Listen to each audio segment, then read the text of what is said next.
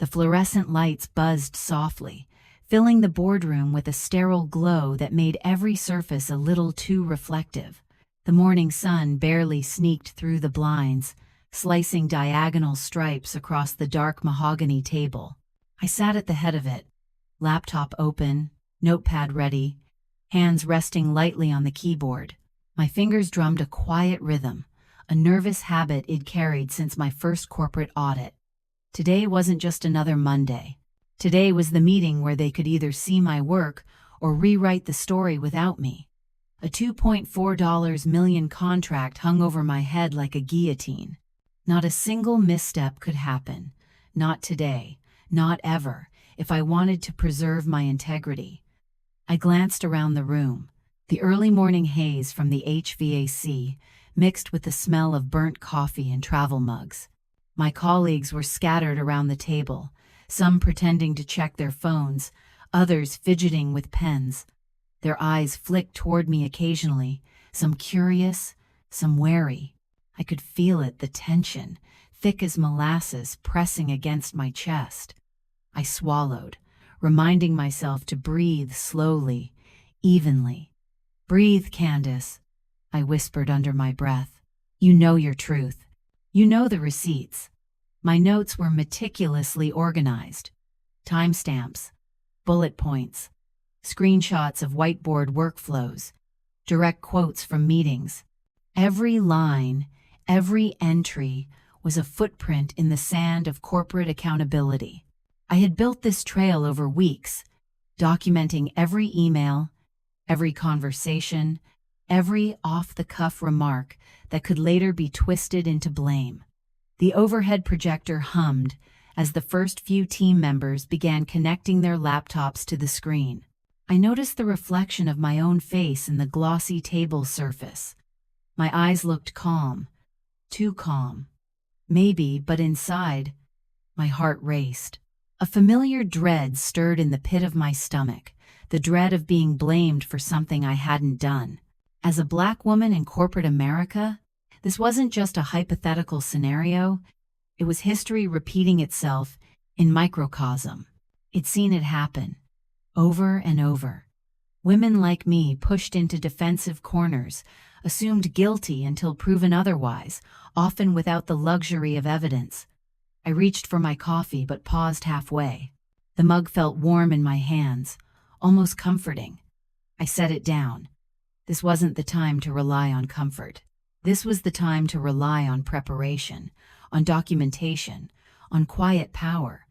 The door opened with a soft click. The senior executive walked in white, commanding, carrying a folder and an expression that could freeze water. He didn't look at me. Not yet. He looked at the room, scanning like a hawk, a predator ensuring every prey was in place.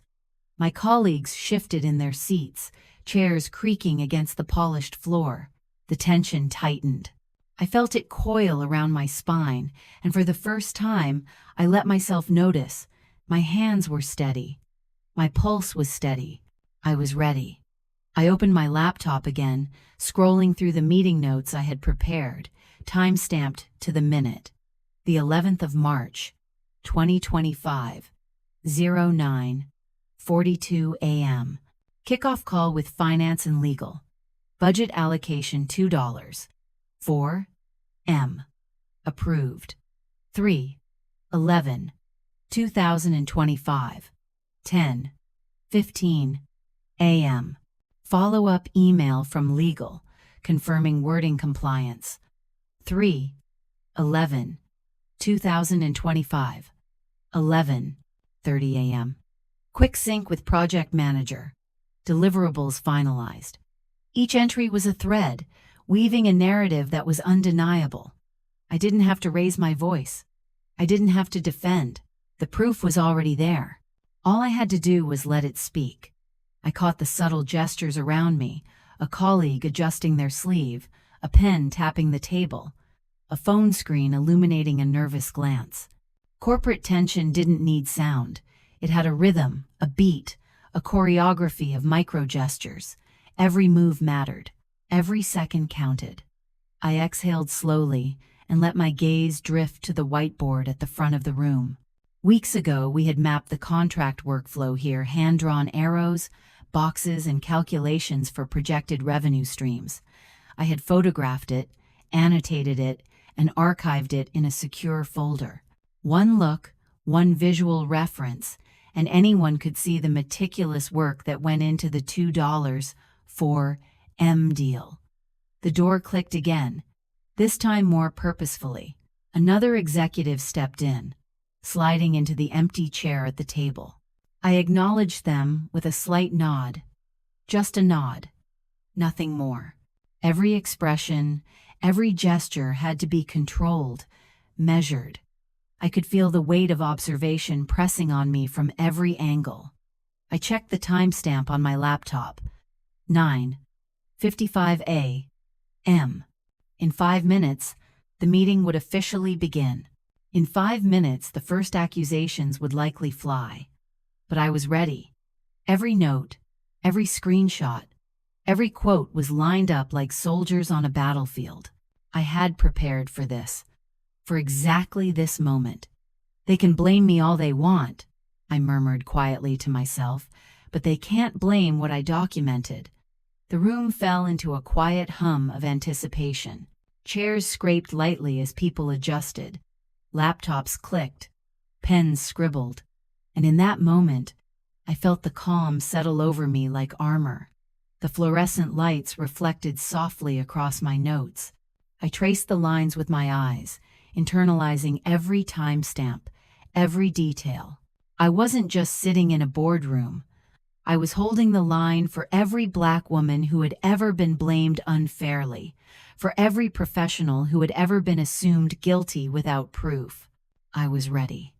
And I knew, in my bones, that the quiet power of documentation would speak louder than any accusation that might come my way. The clock ticked, past 10 a.m. A quiet hum from the overhead lights filled the boardroom, mingling with the faint hiss of the HVAC. My laptop screen glowed softly in front of me, casting a pale reflection across the dark wood table. Every detail I had meticulously documented, the timestamps, emails, screenshots, and whiteboard notes, felt like an invisible shield, ready to protect me. But shields only work when the attack comes. And today, it was about to. The senior executive, let's call him Mr. Whitman, leaned forward, elbows on the table, eyes narrowing as he scanned the room. His folder snapped closed with an audible click, a punctuation that made my pulse quicken. He looked straight at me now. My colleagues' faces shifted subtly, glancing between us, sensing the storm that was about to break. "Candace," he said, voice sharp, cutting through the low hum, "this $2.4 million contract, how did we almost lose it? How did something so critical slip through the cracks under your watch?" The words hit like ice water. A chill ran down my spine. I had anticipated this moment countless times in my head, rehearsed every possible defense, every calm response. But the room didn't pause for rehearsal. It paused for judgment. My first instinct, the one I had honed over years in corporate America, was to breathe. Slowly, evenly. Nothing in my expression betrayed panic. Nothing in my posture suggested fear. I was Candace. I was composed. I was ready. Around me, I noticed the micro gestures, the subtle shift of weight in the chair next to me, a pen spinning nervously between fingers, a faint wrinkle of the brow from a colleague who had witnessed similar accusations before. Corporate tension has its own rhythm, a silent choreography of anxiety, anticipation, and power. Every move mattered. Every second counted. "Candace, answer me, Mr. Whitman pressed, leaning a little closer, voice dropping an octave, a predator smelling uncertainty. I looked down at my notes for a brief, measured moment, tapping lightly on the bullet points I had prepared, letting my eyes trace each timestamp. Then I met his gaze. "I can walk us through every step," I said evenly, my voice calm, steady, not defensive. "But first, let's review the facts." There was a pause, the kind of silence that presses against your ears. He tilted his head, almost imperceptibly, as if weighing whether my calmness was confidence or a mask. Around the table, colleagues leaned forward, some skeptical, some curious. You could almost hear the internal monologues of each person. Is she prepared? Did she miss something? Or is she about to shut this down? I cleared my throat softly, careful not to raise my voice, careful not to give any hint of emotional reaction. I began narrating the sequence of events, my tone factual, unflinching. The 11th of March 2025, 9:42 a.m., kickoff call with finance and legal. Budget allocation confirmed at $2. 4 m. 10:15 a.m. Follow-up email from legal confirming contract wording compliance. 11:30 a.m. Sync with project manager. All deliverables finalized. Each timestamp was a drumbeat, echoing in the silence of the room. Each bullet point a small, undeniable truth that countered the accusation. I could feel the subtle shift in the air. The weight of blame is heavier when unspoken, when it hangs in the room like smoke. And yet, for the first time, I sensed a crack in it. My colleagues were leaning in slightly, curious, alert. Even Mr. Whitman's jaw tightened. He hadn't expected calm. He hadn't expected documentation. Candace, these are notes. But this doesn't explain why. I raised a hand gently, interrupting without raising my voice. Not confrontational, just calm authority. These aren't just notes, Mr. Whitman. These are records of decisions, approvals, and conversations that occurred over weeks. Every action documented, every quote verified, everything accounted for. I let the words settle, letting the silence stretch. Silence in a boardroom has a power all its own. It doesn't scream. It presses. It forces attention. And in that silence, the room began to tilt, not toward panic, but toward acknowledgement. I noticed Mr. Whitman shift in his seat, fingers tapping lightly on the table, a subtle admission that he hadn't expected this level of preparation. His voice softened, though still tense. Candace, are you saying this wasn't your fault? I didn't need to answer with words. My eyes, calm, unwavering, said everything. My documentation said everything. The receipts were louder than any accusation he could hurl. I don't make decisions alone, I said finally, voice steady, measured. I follow process. I document everything. That's my responsibility. The outcome? Accountable, traceable, transparent. That's the work I do. A flicker of surprise passed over the faces around the table. A junior analyst, normally timid, shifted slightly in her chair, whispering to the colleague next to her, "She's handling this so well." And that's when I noticed the first micro gesture that told me the tide was turning. Mr. Whitman's shoulders relaxed fractionally. His hand stopped drumming the table.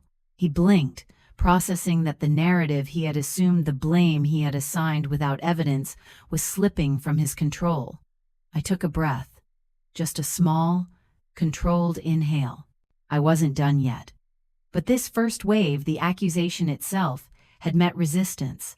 And the resistance was calm, factual, undeniable. It was powered by preparation, not by anger.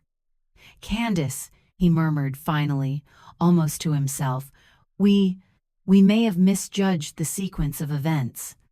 I didn't smile. Not yet. I simply nodded, letting the silence of my composure speak louder than any words I could offer. Every eye in the room was now on me, waiting to see what I would do next. Waiting to see if I could bring the receipts, the undeniable proof that would turn this blame into clarity. And I knew I could. "I've prepared everything for review," I said softly, almost conversationally. "Let me show you exactly what happened, step by step, timestamp by timestamp. The room went quieter, if that was possible. Laptops closed slightly, pens paused mid-scribble, heads tilted forward. The calm before the storm, the moment where documentation is more powerful than accusation, was upon me. I straightened in my chair, hands hovering over the laptop keyboard, eyes scanning the room. I didn't need to assert authority. The truth would do it for me. And in that moment, I felt the first ripple of power shift. I was ready. And the receipts, my armor, my voice, my weapon, were about to speak. Be honest, what would you do if it was you sitting in that room? Drop your thoughts below, I want to hear you. The room was still, almost oppressively so. Even the hum of the fluorescent lights seemed louder now, each flicker amplifying the weight pressing down on the polished mahogany table. I could feel the collective gaze of the room on me, measuring, questioning, daring me to falter. Mr. Whitman's accusation still hung in the air, a jagged thread of tension that could snap at any moment. I leaned back slightly in my chair, exhaling slowly, deliberately. My fingers hovered over the laptop keyboard, not touching anything yet, just acknowledging the tools I had meticulously prepared. My heartbeat, which had thumped loudly when the meeting began, had steadied. Calmness wasn't an act. It was armor forged over years of navigating corporate spaces, where Black women were blamed without proof, where assumption often outweighed evidence. I knew this room. I knew its rhythm, and I had a plan.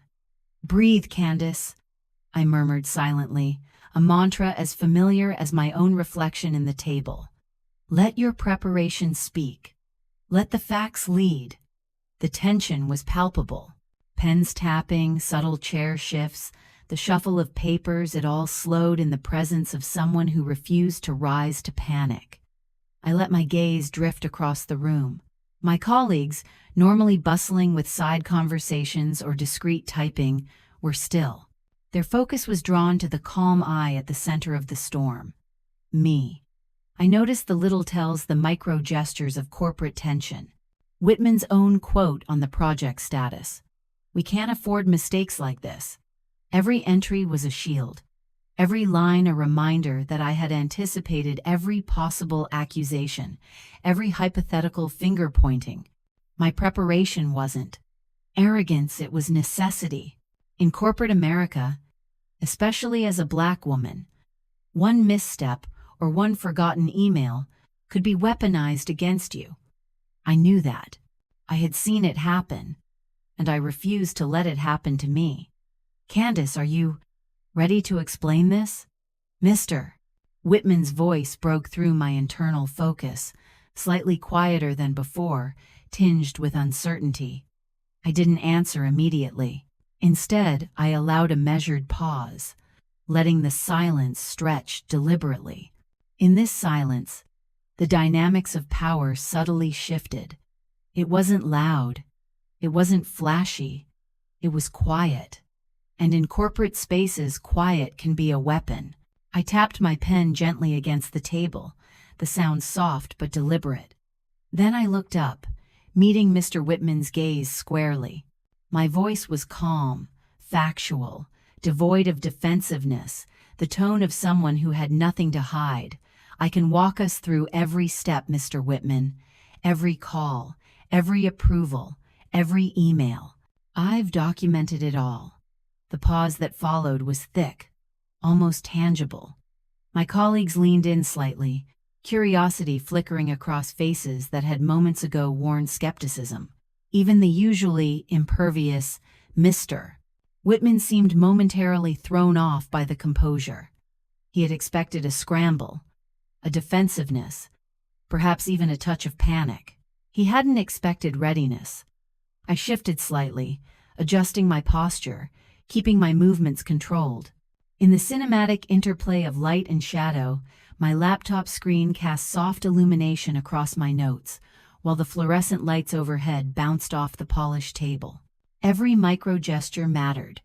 The gentle tap of a finger, the slight arch of an eyebrow, the calm inhale through my nose. All of it spoke louder than words. "I remember everything," I said softly, almost conversationally, letting my words float in the room. "But more importantly, I've documented everything. My memory is strong. My documentation is stronger." The words landed like a stone, skipping across water, each ripple noticeable. The junior analyst shifted in her chair, whispering under her breath to the colleague next to her. "She's handling this flawlessly." Mr. Whitman's jaw tightened. His hands paused on the table, and I noticed a subtle slackening in his posture, a crack in the armor of authority he had worn so confidently when accusing me. He was realizing, perhaps for the first time, that the narrative he had assumed that I was at fault was not only premature, it was unsupported. I took a moment to allow the tension to stretch, to let the room absorb the fact that I was not reacting with panic. I was not pleading. I was simply prepared. The receipts, the notes, the timestamps, they were my voice, louder than any accusation. Around me, I noticed other micro-gestures. A colleague unconsciously straightened. Another crossed their arms in reflection, trying to process what they were witnessing. This wasn't about drama. This was about truth, about integrity, about the undeniable power of preparation in a space designed to judge without evidence. "Candace, Mr. Whitman said finally, almost quietly, we may need to review your documentation before drawing conclusions." I nodded slightly. A subtle, calm acknowledgement. No celebration, no gloating. Only the quiet satisfaction of someone who had anticipated every step and was now watching the story unfold as it should. I knew the next moment would be crucial. Showing the receipts themselves, the timestamps, the whiteboard screenshots, the emails. That would be the point where the silence of my calm composure would become an undeniable shift of power. But for now, the room had already begun to tilt. The first cracks in the accusation showing, and I remained seated, poised, ready. The cinematic interplay of light from the window, the reflections off the table, the soft glow of my laptop, all emphasized the quiet control I held. The storm was about to come, but I was standing at the eye of it, serene, unwavering. The accusations could not touch me, not yet. Not ever, because I had come prepared. "Let's begin," I said softly, almost as if speaking to myself, but loud enough for the room to hear. "Let's go through this step by step." And in that moment, I felt the room shift. The energy subtly altered. The blame was no longer a weapon, it was a challenge that I was more than ready to meet. I took a slow, deliberate breath and opened my laptop fully. The glow of the screen cut through the subdued lighting of the boardroom, illuminating my notes like a spotlight. Every timestamp, every email, every annotated screenshot I had prepared over the past weeks was ready to speak for itself. This was the moment where preparation met reality, where facts confronted assumptions, and where truth would have its turn in the room. "Let's review the sequence," I said softly, my voice calm, measured. Not a hint of defensiveness, not a trace of anxiety, just certainty. I started with the kickoff call. My screen displayed a time-stamped note, the 11th of March, 2025, 9:42 a.m. Kickoff call with finance and legal budget allocation confirmed. $2. 4M participants. Finance director. Legal counsel. Project manager. Key quote from legal. Contract wording compliant with corporate guidelines. I highlighted the line for emphasis, letting the soft glow reflect across the polished table. My colleagues leaned in slightly. Pens paused, eyes on the screen. The room, once thick with tension, now held a fragile curiosity. Next, I brought up the follow-up email from legal. The 11th of March, 2025, 10:15 a.m. Legal follow-up confirmation of all wording and clauses. CC. Mr.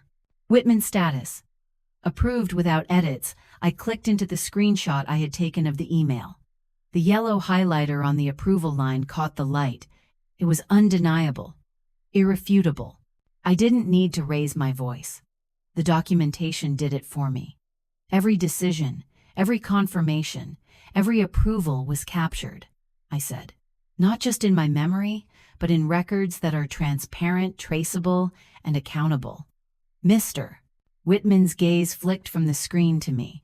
The edges of his lips twitched, subtle, almost imperceptible. But it told me everything. He hadn't expected methodical, factual evidence.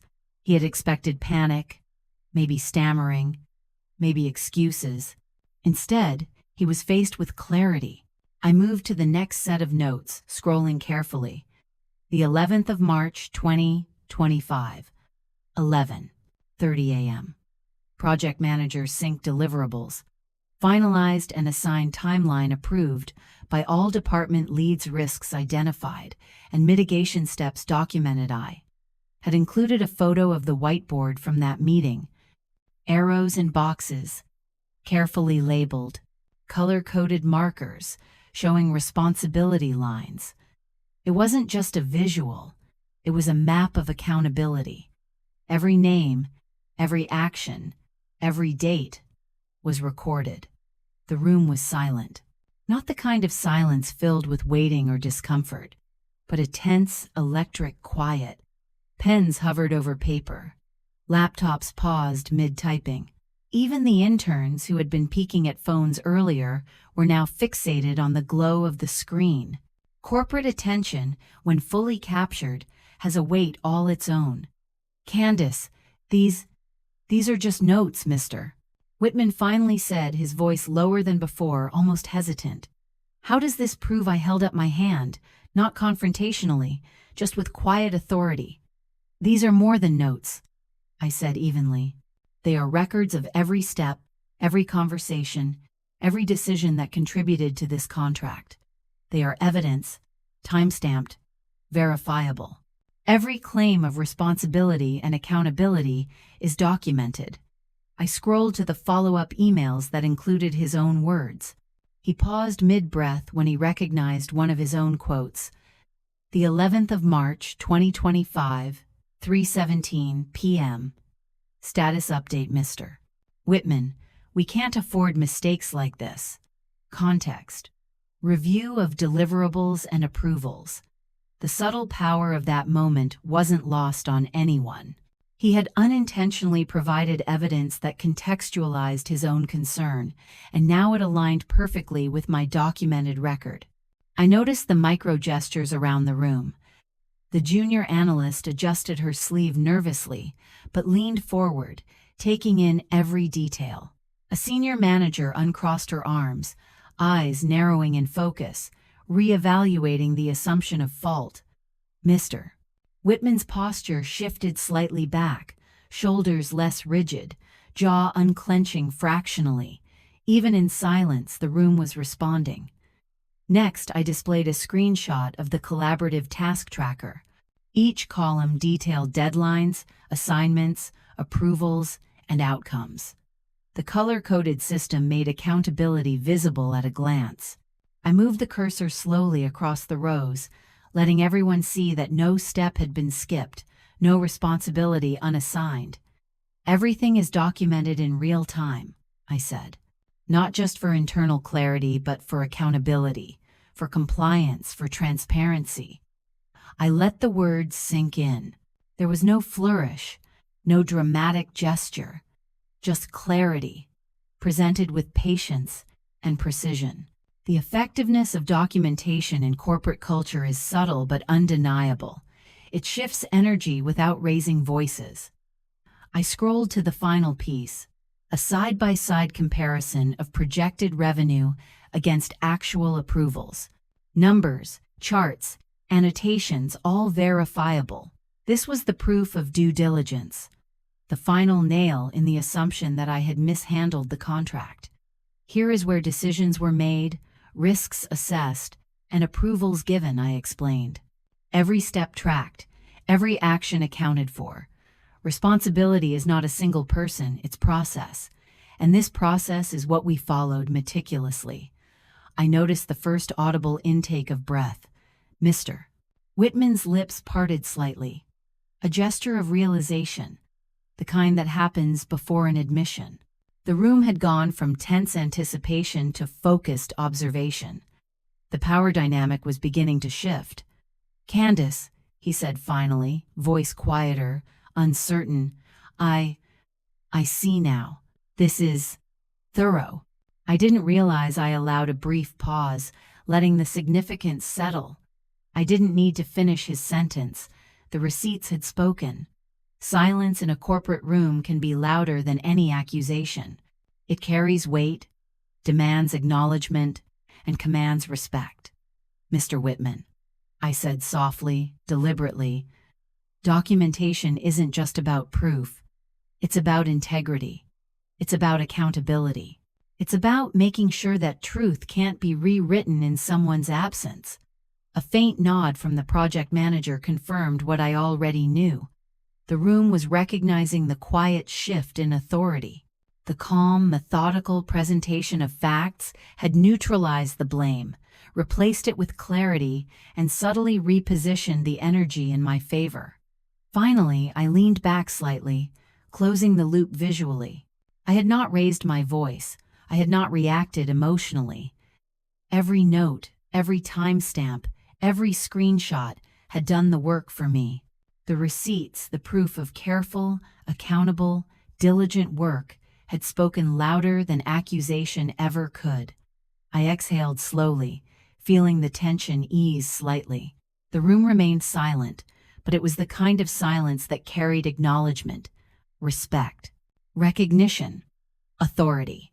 "We can proceed with clarity now," I said, my tone calm, resolute. "The contract is intact, responsibilities are clear, and accountability is established." I glanced around the boardroom. Eyes met mine, some reluctant, some impressed. Micro gestures, a colleague straightening, a hand pausing over a notepad, a subtle nod from a senior manager signaled the power shift. I didn't need to declare victory. The evidence had done it for me. And in that moment, I realized that the quiet, factual, prepared approach wasn't just about defending myself. It was about showing the room, and anyone watching, that integrity and preparation can reshape the dynamics of blame. You won't believe what happens next. Hit subscribe so you don't miss it. The room was utterly still. Not just quiet still. Even the hum of the fluorescent lights felt heavier, like the air itself had thickened around us.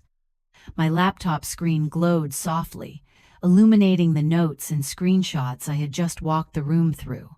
Each timestamp, each highlighted bullet point, each photo of the whiteboard now carried more weight than ever.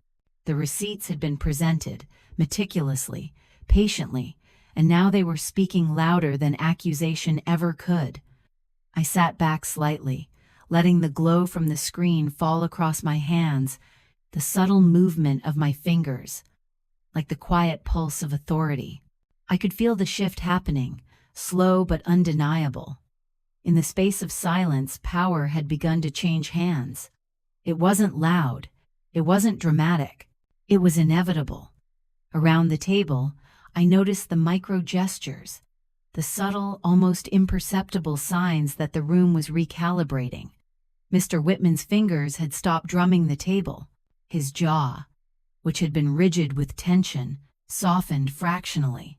His posture, once forward-leaning and predatory, now slumped slightly, as if the weight of evidence had gently pushed him back. He hadn't been expecting this. No one had. Colleagues shifted in their chairs.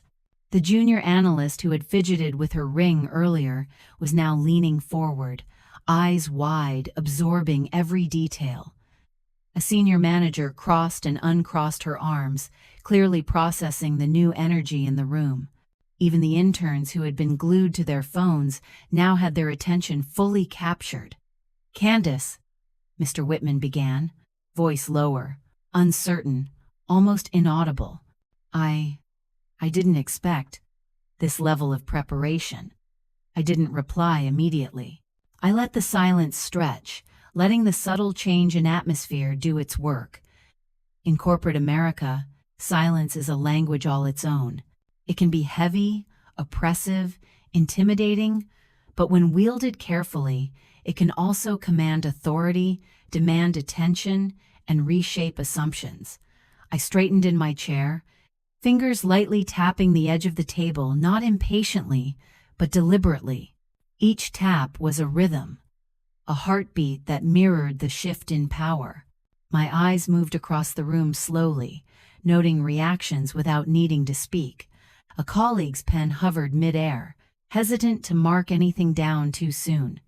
Another's hand shifted from their lap to rest lightly on the table, signaling engagement. Mr. Whitman's gaze darted between my notes and my eyes, a subtle acknowledgement that the narrative he had assumed was slipping. "Candace," he said again, this time quieter, slower, "are you saying that this wasn't my fault?" I held his gaze evenly. My voice was calm, firm, and layered with quiet authority. "I'm saying the facts speak for themselves. Every approval, every decision, every email is documented. Responsibility is visible. The truth isn't just remembered, it's recorded." I noticed the tension around the table begin to dissipate, replaced with a growing awareness of the shift. The balance of authority had moved slightly, just enough that everyone could feel it. The room, which had been primed for blame, was now aligned with clarity. The narrative was no longer dictated by accusation. It was defined by evidence. The glow from my laptop cast subtle reflections on the polished table, lighting up the faces of my colleagues in soft, cinematic highlights. Shadows stretched across the room, creating contrast, emphasizing the weight of the moment. Each reflection, each subtle movement, accentuated the unspoken language of corporate power, who controlled the narrative, who commanded attention, and who held the truth. I leaned forward slightly, carefully, letting my hands hover above the keyboard, just enough to suggest readiness without appearing aggressive. The receipts, the notes, the evidence, they had done the speaking so far. Now, it was the silence that would do the rest. "Candace," Mr. Whitman's voice faltered, I can see now. The documentation, it's thorough. I may have jumped to conclusions." I gave a subtle nod, measured, controlled. No triumphant smile, no condescension, just the quiet acknowledgement that truth had its way. The room responded immediately. A senior manager shifted slightly, exhaling a breath they hadn't realized they were holding. The junior analyst straightened, eyes reflecting newfound respect. Another colleague whispered, almost to themselves, "She's completely in control." The energy in the room had flipped. It wasn't just a neutral acknowledgement. It was a power shift. Accusation no longer carried the weight it had minutes ago. The room had realigned itself around clarity, documentation, and integrity. I could feel it radiating outward, subtle but palpable, the kind of shift that changes the dynamics of a team without a single raised voice. I allowed myself a slow, controlled inhale, letting the tension settle into a quiet confidence. I had not needed to raise my voice, to argue, to interrupt. I had let preparation, methodical documentation, and the sheer weight of facts take the lead. And now, in the aftermath of that silence, authority rested subtly on my side of the table.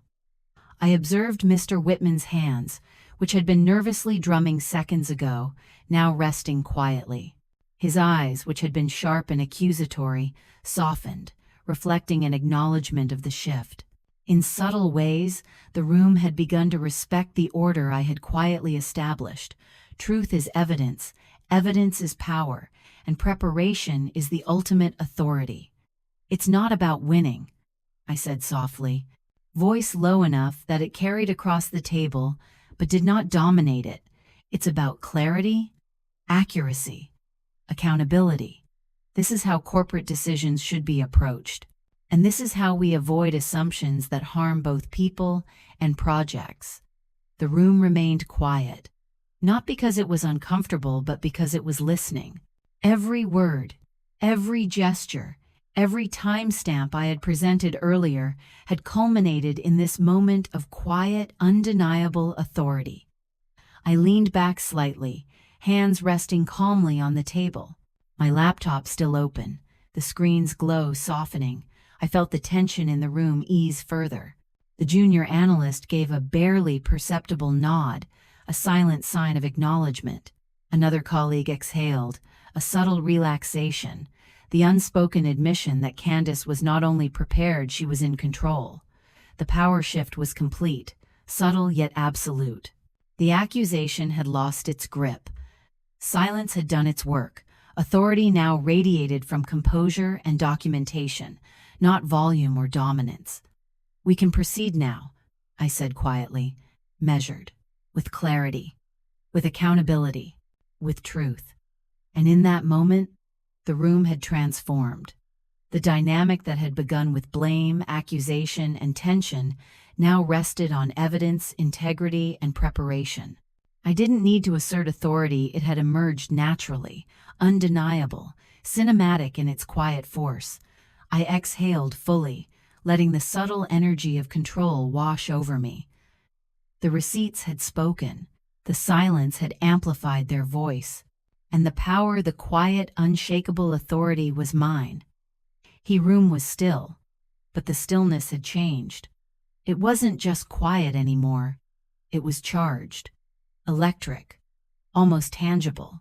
Every reflection on the polished table, every flicker of fluorescent light, every soft glow from my laptop now carried weight. The receipts had spoken, the silence had amplified their voice. And now, the narrative, the authority in the room was about to tip completely. I watched Mr. Whitman shift in his seat. His shoulders, once rigid, now slumped subtly. Fingers that had drummed the table with controlled tension were still. His eyes, sharp and accusatory minutes ago, softened, clouded with a flicker of recognition. He had misjudged the situation. He had misjudged me. "Candace," he began, voice low, uncertain, fragmented. I may have jumped to conclusions." It was the first crack in the armor I had anticipated. I didn't respond immediately. I let the words hang, hovering in the charged air like smoke in sunlight. Silence, when wielded right, forces reflection, and reflection now radiated from every corner of the room.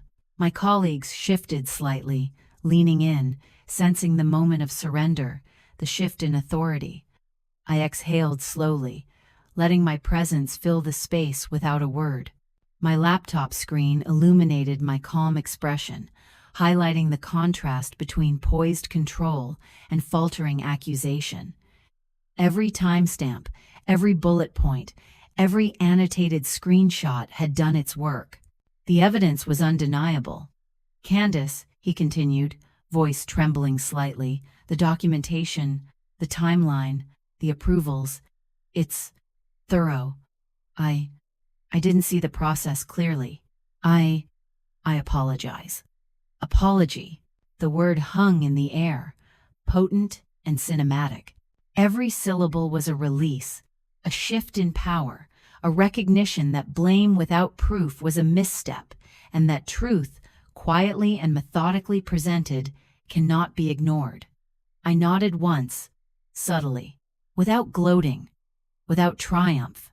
My calm authority didn't need fanfare. The room absorbed it. The micro gestures around the table were instantaneous but subtle. A senior manager's eyes softened, a slight nod acknowledging clarity. The junior analyst exhaled quietly, a mix of relief and awe. Mr. Whitman's gaze darted between my notes and mine, unspoken acknowledgement of the reversal. "Mr. Whitman," I said finally, voice calm but firm. The facts speak for themselves. Accountability doesn't belong to a single person. It belongs to the process. And the process was followed meticulously. I could see it in his eyes. The realization that authority had quietly shifted. He wasn't humiliated, he was recalibrating. The boardroom had absorbed the lesson without drama, without raised voices, just the undeniable weight of truth. I leaned slightly forward, cursor hovering over my next screenshot, allowing the room to see my control. Every movement was measured, deliberate, cinematic, a microcosm of preparation, poise, and integrity. Candace, I recognize that I misjudged the sequence, he admitted, quieter now. I see clearly that you acted with precision, with integrity. This is on me. Even hearing him say it, admitting error, felt almost surreal. The shift was complete. The energy in the room had reversed. The accusation, once a weapon, now dissolved into acknowledgement.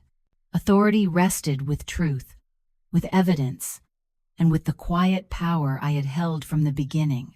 I allowed a brief pause, letting everyone absorb the moment. This wasn't about personal victory.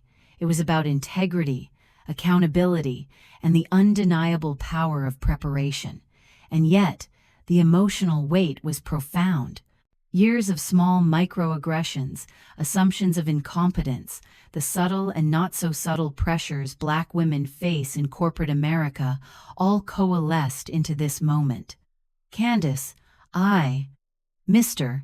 Whitman's voice faltered again, softer this time, a hint of genuine reflection. I misstepped.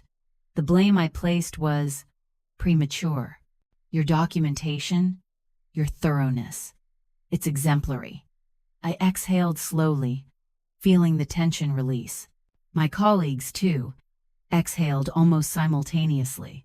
The room was alive with quiet acknowledgement, relief, respect, and recognition of authority. Earned, not assumed. The whiteboard screenshot on my screen caught the light, the color-coded assignments gleaming softly, a visual affirmation of accountability. I allowed my gaze to sweep across the room, taking in the subtle gestures of affirmation. Hands resting lightly on the table, relaxed. Slight nods, almost imperceptible, signaling understanding. Eyes meeting mine with acknowledgement of the shift. This isn't about pointing fingers, I said finally, measured, calm. It's about ensuring clarity, integrity, and accountability. And today, the process did its job. Mr. Whitman's voice, barely above a whisper now, carried a quiet respect. You've set a standard here, Candace. I respect that. I understand now. Well done. I nodded, subtle, unassuming, letting the gravity of the moment sink in. No celebration, no gloating, just acknowledgement that truth, methodical preparation, and composure can shift power quietly, but absolutely. The boardroom, which had entered the morning thick with tension, accusation, and anticipation, now resonated with a different energy. Respect, clarity, and empowerment. The subtle micro-gestures of colleagues adjusted posture. Light nods, attentive gazes reflected the internal shift everyone had undergone. I felt a calm satisfaction, not pride, but the quiet confidence of someone who had anticipated every move, prepared for every scenario, and allowed the evidence to lead. The $2.4 million contract, once a source of tension and blame, was now a backdrop to a lesson in integrity, preparation, and corporate authority. Thank you, Mr. Whitman, I said softly, voice steady. The contract is intact. Responsibility is clear. And moving forward, transparency and documentation will guide our actions. The shift was complete. The room had realigned. Blame had dissipated. Power rested where it always should, on preparation, integrity, and the undeniable weight of truth. I exhaled fully, feeling the subtle emotional release of the moment. The air had changed. The energy had shifted. Silence had done its work. Authority had moved, quietly, deliberately, and irrevocably. And in that cinematic, almost surreal stillness, I realized this wasn't just a victory for me. It was a moment for anyone who had ever been blamed, without evidence, for anyone who had ever had their integrity questioned unfairly. Preparation, documentation, and quiet power had rewritten the narrative. If you've ever been overlooked or underpaid, this part's for you. And if you feel that, hit that. The room had quieted completely. The tension that had gripped every corner of the boardroom hours ago had dissolved into a calm, reflective energy. Mr. Whitman no longer spoke. His acknowledgement, subtle but unmistakable, hung in the air. My colleagues looked to me not with expectation, but with recognition. I leaned back slightly, hands resting lightly on the table. I didn't need to raise my voice. The evidence had done its work. The silence had spoken. The receipts had spoken. And in that quiet, I reflected on something deeper. The invisible labor we carry as Black professionals. The constant need to over-prepare, to anticipate doubt, to document every step because our integrity is so often questioned before evidence can speak. The world doesn't always see it, but we feel it. Every microaggression, every presumption, every assumption of incompetence, it's real. But today, preparation became power. Documentation became voice. Integrity became armor. And calm, unwavering composure became authority. Truth, I said softly, almost to myself, isn't just remembered. It's recorded. And courage is showing up anyway, even when the world expects you to fail. A few colleagues nodded subtly, perhaps seeing in my stance the reflection of their own struggles. The lesson was universal. When systems doubt you, when assumptions threaten your credibility, preparation and integrity are your strongest allies. I closed my laptop gently. The glow faded, but the lesson remained. Stand firm in your knowledge. Trust your preparation. Let evidence speak louder than accusation. Your integrity is not negotiable. And never let doubt, bias, or assumption diminish your voice. For all the Black professionals navigating corporate America, this is the reminder. Your brilliance, your foresight, your meticulous work, they matter. They protect you. They empower you. And even in the face of blame, your quiet power can shift the narrative. I gathered my notes, a subtle smile touching my lips, not because I had won, but because truth had been honored, integrity had prevailed, and the room had witnessed that Black excellence is not just visible, it is undeniable. My memory is strong, my documentation is stronger, and my integrity, unshakable. The lesson was clear, and it would ripple far beyond this room. Thanks for taking the time to listen to this story. If it spoke to you, hit subscribe and stay tuned for more stories that heal, inspire, and remind us who we are. For every Black woman told to stay quiet, speak anyway.